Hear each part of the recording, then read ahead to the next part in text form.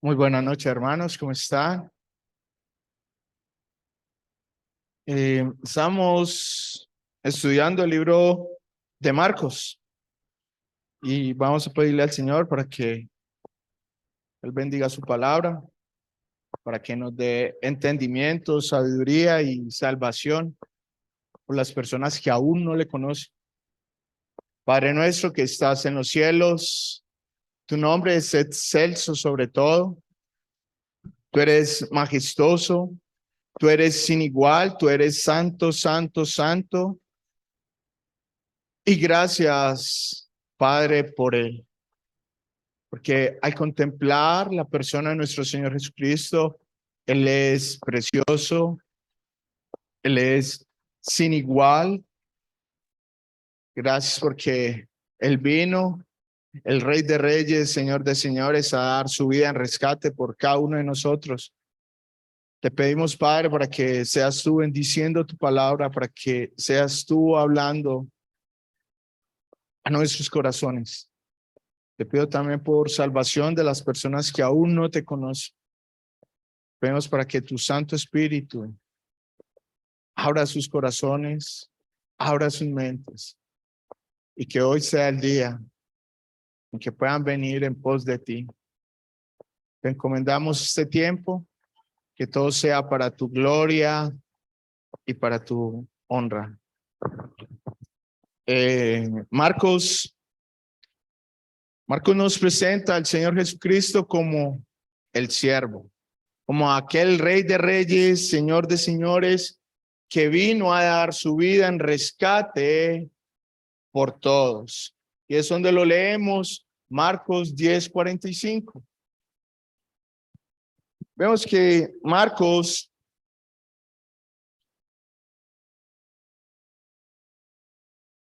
nos viene hablando, donde quedamos fue en el versículo 14 y 15. Y dice así la palabra del Señor. Marcos 1, versículo 14. Después que Juan fue encarcelado, Jesús vino a Galilea predicando el evangelio del reino de Dios, diciendo: el tiempo se ha cumplido, el reino de Dios se ha acercado, arrepentíos y creed en el evangelio. Ahí sigue, versículo 16. Andando junto al mar de Galilea, vio a Simón, Andrés su hermano, que echaban la red en el mar, porque eran pescadores. Y les dijo Jesús: venid en pos de mí, y haré que seáis pescadores de hombres. Y dejando luego sus redes, le siguieron. Pasando allí un poco más adelante, vio a Jacobo, hijo de Zebedeo, y a Juan su hermano, y también ellos en la barca que remendaban las redes. Y luego los llamó, y dejando a su padre Zebedeo en la barca con los jornaleros, le siguieron. Habíamos hablado que entre el versículo 13 y el versículo 14 hay un año. Hay un año que no lo toma Marcos, no lo toma Mateo y Lucas, que son los evangelios sinópticos. ¿Qué significa eso de sinópticos? Son los evangelios que se pueden comparar el uno con el otro. Y todos los evangelios, lo que es Mateo, Marcos y Lucas, lo retoman cuando el Señor se dirige al norte, a Galilea. Juan nos habla una parte de ese primer año del ministerio de nuestro Señor Jesucristo. Vemos que él se dirige hacia la parte del sur, a Judea. Y habíamos hablado que ahí el Señor Jesús hace el primer milagro en las bodas de Canaán, convirtiendo el agua en vino, que eso es Juan capítulo 2. Entonces vemos que el Señor Jesús purifica el templo. Después lo vemos que tiene una entrevista con Nicodemo, y eso es Juan capítulo 3. Y después vemos en el capítulo 4 que le era necesario pasar por Samaria. Y eso es Juan capítulo 4. Y va pasando el tiempo y lo retoma Marcos acá en el versículo 14. Después que Juan fue encarcelado, Marcos da por sentado que sus oyentes allí en la iglesia de Roma, donde está escribiendo Marcos, ellos saben por qué Juan ha sido encarcelado. Y podemos ver que Juan el Bautista es el precursor del ministerio de nuestro Señor Jesucristo en más de una ocasión. Lo podemos ver en Mateo 3:2, diciendo: arrepentidos, porque el reino de los cielos se ha acercado. Ese era el contenido del mensaje. Vemos ahí en el versículo 15, el tiempo se ha cumplido, el reino de Dios se ha acercado, arrepentidos y creed en el evangelio. Después que Juan está allí encarcelado, va a ser decapitado. Y eso también nos habla porque el Señor Jesucristo, después de esos 3 años, también va a ser ejecutado en una cruz por predicar la verdad, por predicar el evangelio de Dios. Vemos que el evangelio siempre ha tenido oposición. Y dice, el evangelio desde su comienzo ha tenido oposición. Mateo 11:12. Desde los días de Juan el Bautista hasta ahora, el reino de los cielos sufre violencia y los violentos lo arrebatan. ¿Por qué? Porque se vino a introducir el reino de Dios. Recordemos que este mundo está en oscuridad. Sabemos que Satanás ha cegado el entendimiento. El mundo está en oscuridad y viene y irrumpe en el tiempo cuando viene nuestro Señor Jesucristo, se hace hombre y ahí es esa esfera donde se acerca el reino de los cielos. Y podemos ver Gálatas 1:6. Estoy maravillado que tan pronto os hayáis alejado de que os llamó por la gracia de Cristo para seguir un evangelio diferente. Vemos que ahí en la iglesia de Galicia ya estaban predicando otro evangelio que no era el de Cristo. Si leemos 2 de Corintios 2:17, pues no somos como muchos que mendran falsificando la palabra de Dios, sino que con sinceridad, como de parte de Dios y delante de Dios, hemos hablado en Cristo. ¿Qué pasó ahí en la iglesia de Corintios? Estaban comercializando el evangelio. Voy a leer este versículo en la versión actual, que el lenguaje es un poco más sencillo para entender nosotros. Algunos anuncian el mensaje de Dios solo para ganarse la vida. Pero nosotros no lo hacemos así. Al contrario, Dios es testigo de que trabajamos con sinceridad y honradez porque Dios nos envió y porque estamos muy unidos a Cristo. Vemos, están comercializando, utilizando como comercio el evangelio. Apocalipsis 2:2. Yo conozco tus obras y tu arduo trabajo y paciencia, y que no puedes soportar a los malos, y has probado a los que se dicen ser apóstoles y no lo son, y los has hallado mentirosos. Falso evangelio. ¿Por qué? Por falsos apóstoles que se habían introducido en la iglesia de Éfeso. Y al ser ellos falsos apóstoles, ¿qué puede hacer un falso apóstol? Falsificar el evangelio. Colosenses 2:8. Mirad que nadie os engañe por medio de filosofías o huecas sutilezas, según las tradiciones de los hombres, conforme a los rudimientos del mundo y no según Cristo. Habían infiltrado allá en la iglesia de Colosas filosofías y huecas sutilezas al evangelio. Se habían infiltrado y enseñando ya filosofía, lo que ellos pensaban, y no estaban predicando la palabra de verdad.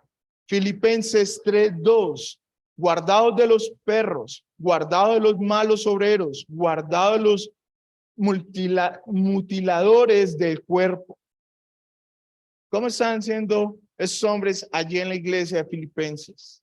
Estaban siendo malos obreros, estaban mutilando el cuerpo de Cristo, por ende, no estaban enseñando el evangelio.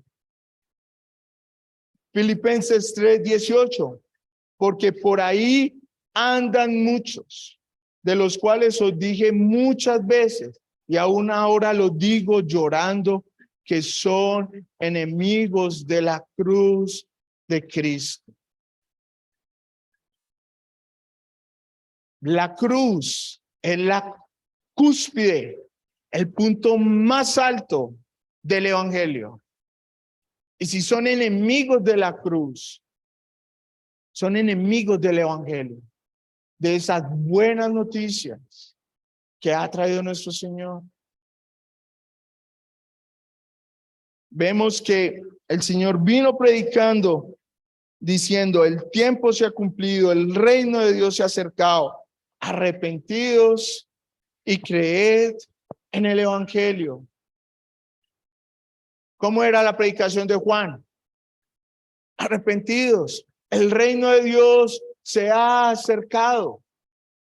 ¿Cuál era la predicación después de que fue ejecutado Juan, fue ejecutado nuestro Señor Jesucristo, Él resucita el tercer día, sube en gloria a la diestra del Padre? Pero ¿cómo era la predicación de Pedro ya ahí en Hechos capítulo 2?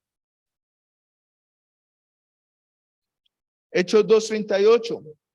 Pedro les dijo, arrepentidos y bautícese cada uno de vosotros en el nombre de Jesucristo para el perdón de pecados y recibiréis el don del Espíritu Santo.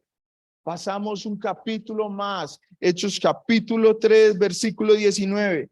Así que arrepentidos y convertidos para que sean borrados vuestros pecados, para que vengan a la presencia del Señor tiempos de refrigerio.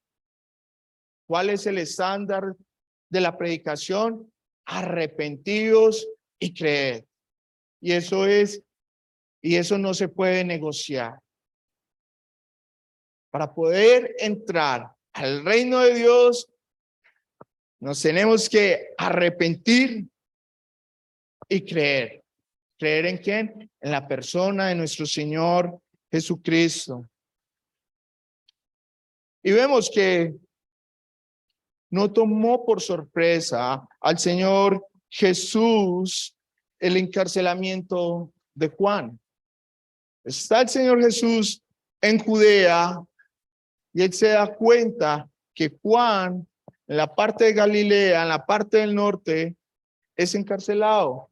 Y dice Mateo 4:12, cuando Jesús oyó que Juan estaba preso, él volvió a Galilea.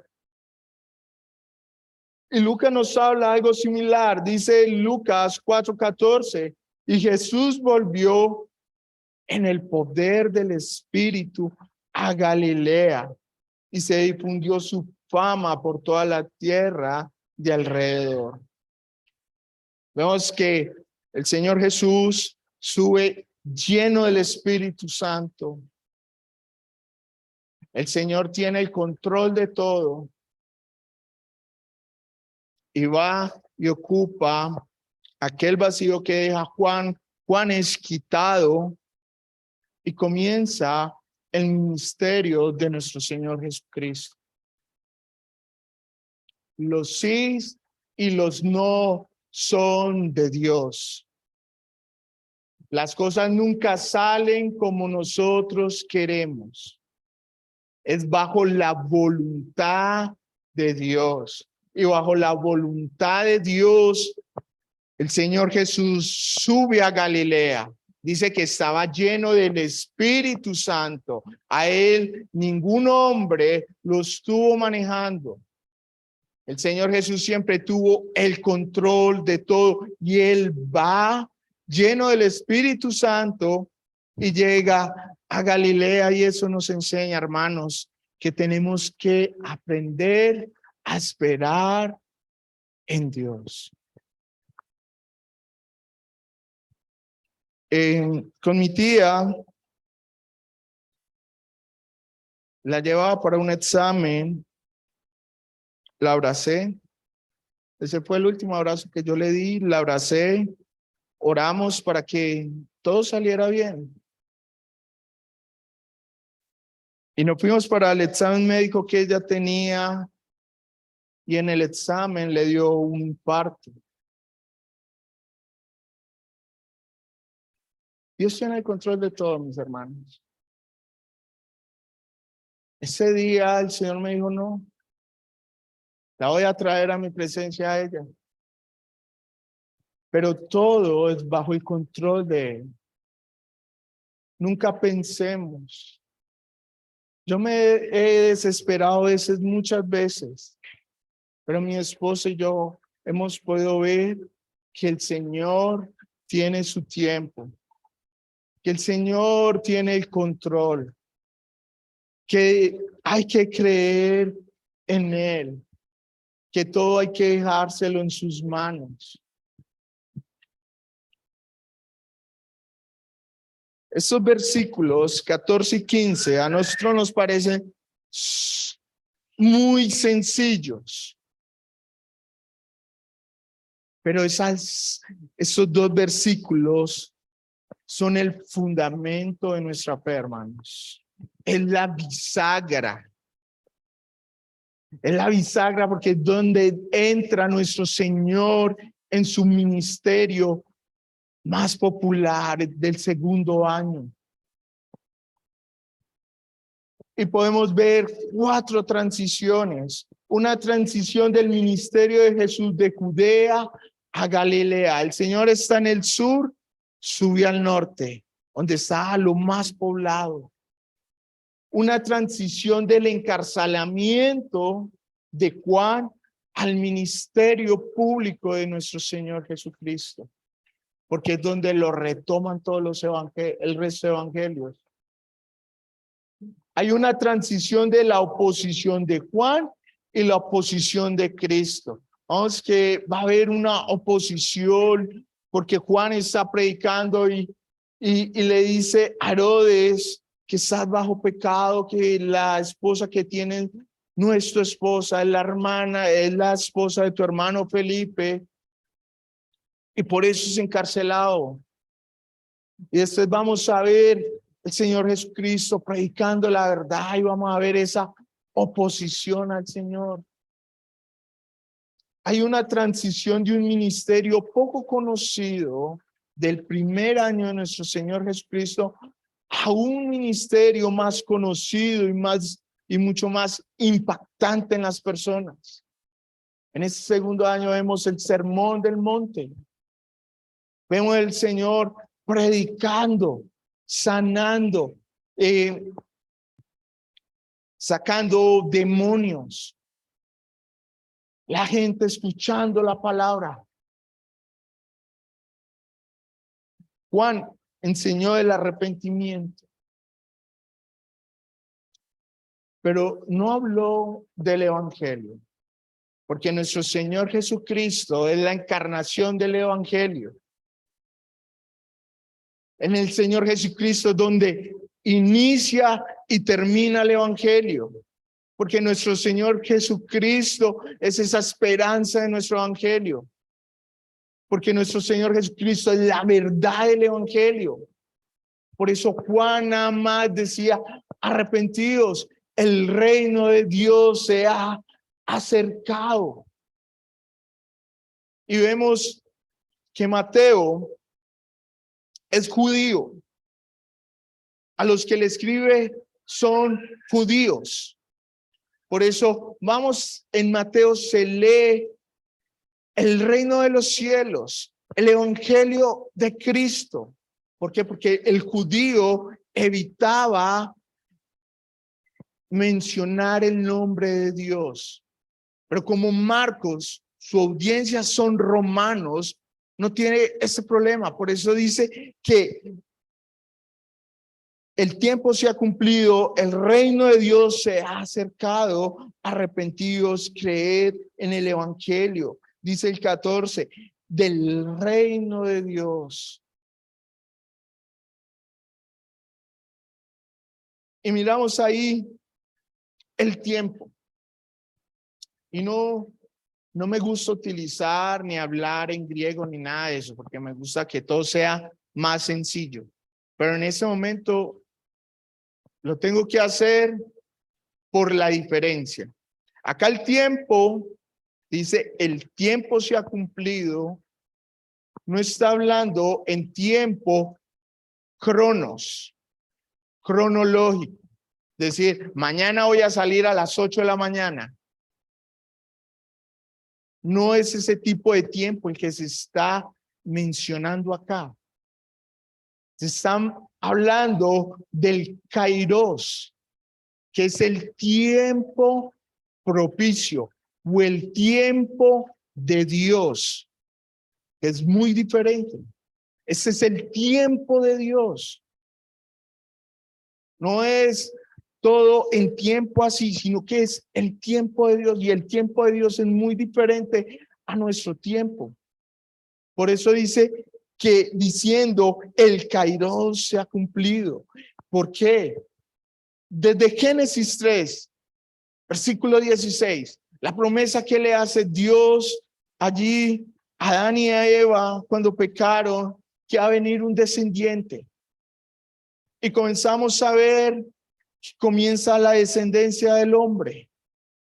Y viene por Noé, de Noé viene la descendencia de Sem, y todos están esperando el día que iba a regresar ese Mesías para el perdón de pecados. Y uno puede leer todo el Antiguo Testamento y vemos que todos apuntaban a aquel rey que iba a venir a salvar al pueblo. Por eso dice, diciendo, el tiempo se ha cumplido, ha llegado el Mesías, ha llegado el ungido de Dios, el cual nos va a rescatar, nos va a sacar de ese lodo cenagoso en el que estábamos. Y dice, y el reino de Dios se ha acercado. La esfera celestial no fue por el hombre, sino fue Dios mismo que se acerca al hombre. Dios es el que se le acerca al hombre. Nadie podía demandar ese tiempo, pero el reino se acercó y el Rey de Reyes viviendo en medio de todos nosotros, humanos pecadores.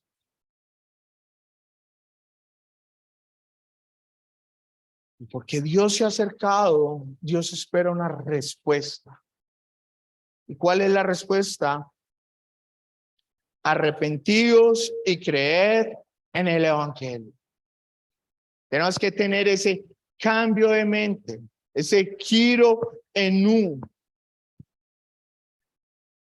Tenemos que arrepentirnos. Escuchaba con mi esposa algo. Para poder ser salvo, tenemos que arrepentirnos. Tenemos que arrepentirnos para poder ser salvos, para poder ser hijos de Dios. Pero el creyente también debe tener un arrepentimiento para tener una sana comunión con Dios. Y entonces les voy a dar ese ejemplo. Podemos estar acá alabando, tiempo de alabanza hermoso, y se nos pasa un pensamiento contra el hermano. Condenamos al hermano. Podemos ir en un carro y el de allá se pasa el semáforo en rojo. No sé por qué a mí me ha pasado. Y tiene un mal pensamiento. O salir de aquí, de la cena del Señor, de la palabra, de haber escuchado la predicación, y nos vamos para la casa y parece como si no hubiéramos pasado un tiempo de comunión con el Señor. Por eso, para tener una sana comunión con el Señor, debemos de tener un arrepentimiento como creyentes. Y hay que creer en el Evangelio. Y dice que andando, porque el Señor Jesús viene predicando el Evangelio, el reino de Dios se ha acercado, y no podemos desconectar el versículo 15 con el versículo 16, porque ahí aparece, Jesús llama a 4 pescadores, pero este es el impacto de la predicación del Señor. Dice, y andando junto al mar de Galilea, vio a Simón y a Andrés su hermano, que echaban la red en el mar porque eran pescadores. El mar de Galilea tenía una extensión de 12 kilómetros por 20 kilómetros. Y según el historiador Josefo, dice que en el tiempo de nuestro Señor habían entre unas 300 y unas 330 embarcaciones pesqueras. Y el Señor se dirige, y podemos pensar que allí donde el Señor está llegando hay una cantidad de personas, una cantidad de pescadores, de botes, ¿cierto? Y si hay esa cantidad, nos podemos imaginar que también estaba la señora que vendía almuerzos, porque el mar de Galilea este lago era muy rico en peces. Por otros historiadores dice que de la pesca que se hacía ahí se exportaba peces a Alejandría, en Egipto, y a Antioquía. Y uno lee los evangelios y se da cuenta que el menú principal es el pescado. Leyendo, no sé si sea cierto, dicen que ellos comían una sola vez a la semana carne, que el resto era pescado.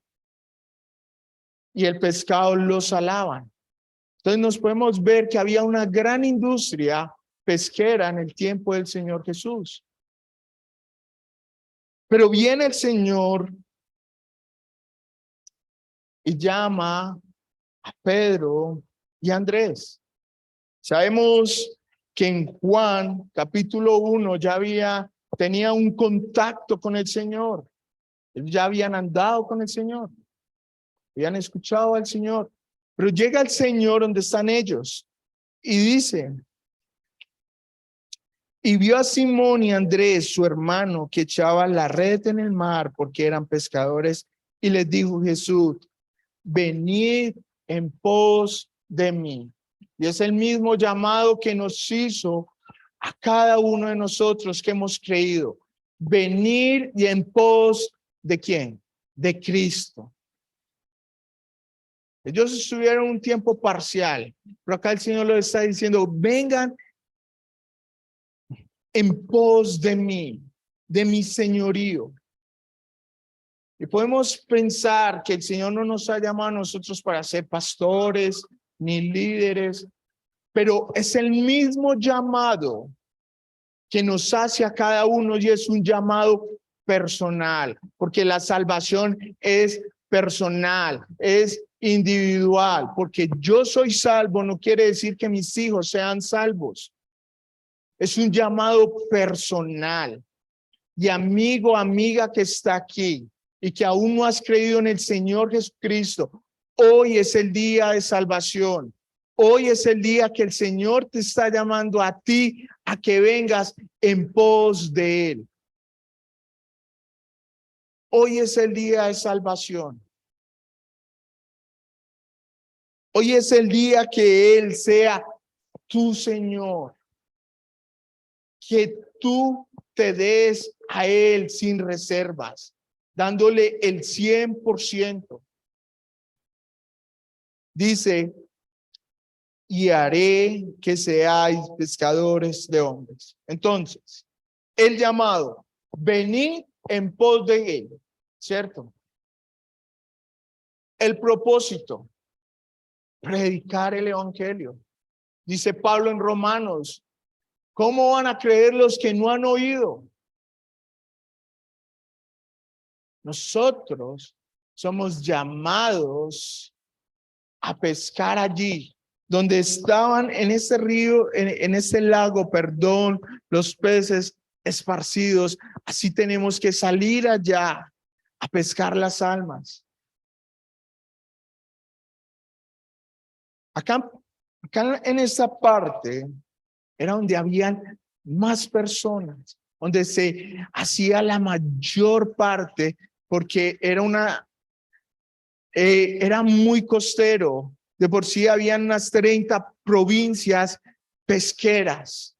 ¿Y cuál fue el púlpito de nuestro Señor Jesús? Fue la barca de Pedro.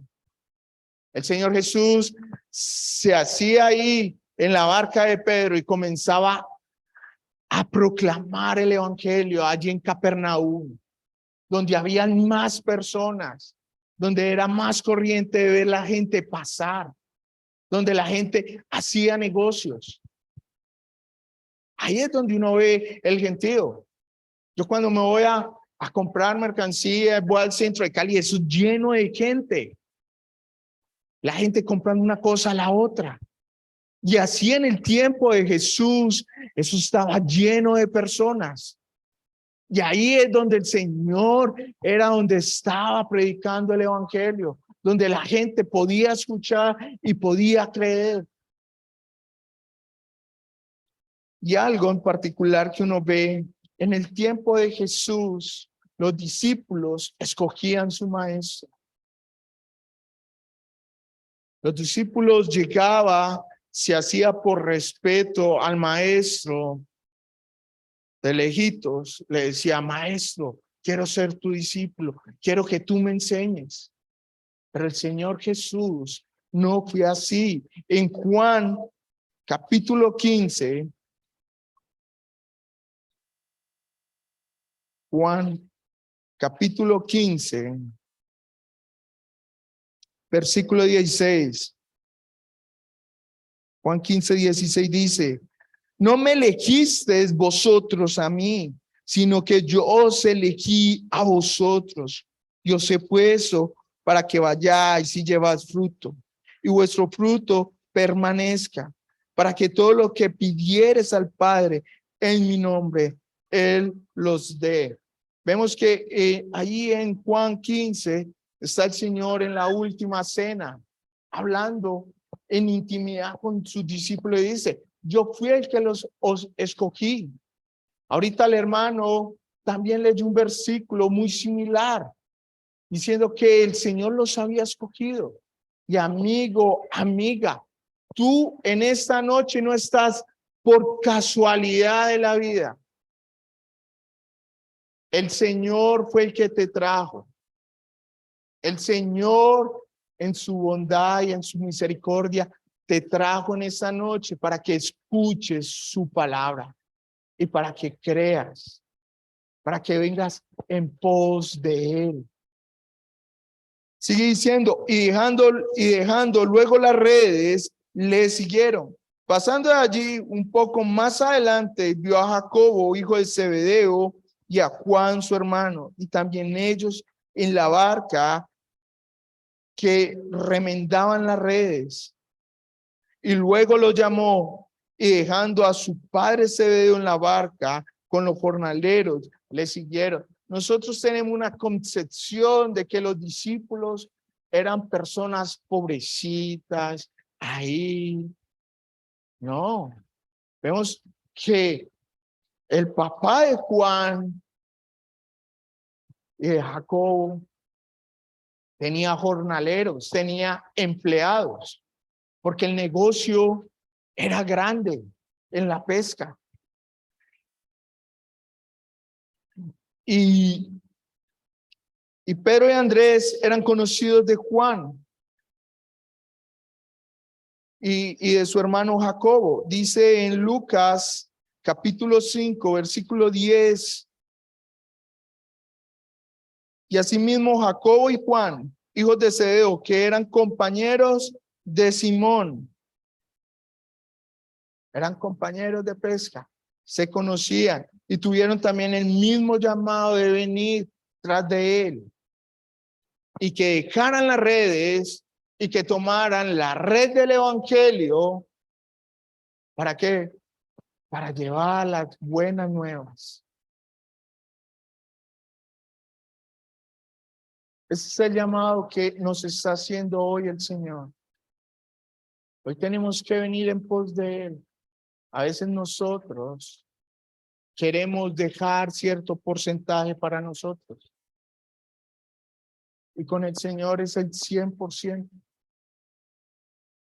El Señor nos está pidiendo que vengamos en pos de Él, que lo dejemos ahí todo y que le sigamos. ¿Con qué? Con la red del evangelio. Y que nosotros proclamemos esas buenas nuevas de arrepentimiento. Porque el Rey de Reyes vino, como comenzamos, vino el que lo hizo todo. Vino y dio su vida en rescate por todos nosotros. Él vino y derramó su sangre. Y nuestra maldad fue toda sobre él. Él se dio por nosotros. Ese fue el punto cumbre allá en la cruz del Calvario. ¿Qué debemos de hacer nosotros? Arrepentirnos y creer. Padre nuestro, te damos infinitas gracias. Gracias, Señor, porque al pensar en Él, en su obra redentora, Señor, nos quedamos sin palabras. Al contemplarle a Él, al contemplar su humildad, al contemplar, Padre, que no vino a llamar teólogos ni gente con mucha sabiduría, sino que Él vino a llamar gente común y corriente como nosotros, Padre. Gracias. Gracias, Padre, por este privilegio tan grande que es poderte conocer por medio de la persona de nuestro Señor Jesucristo. Te pedimos por la salvación de las personas que aún no te han conocido en esta noche. Que hoy sea el día. Que hoy sea el día que vengan en pos de ti.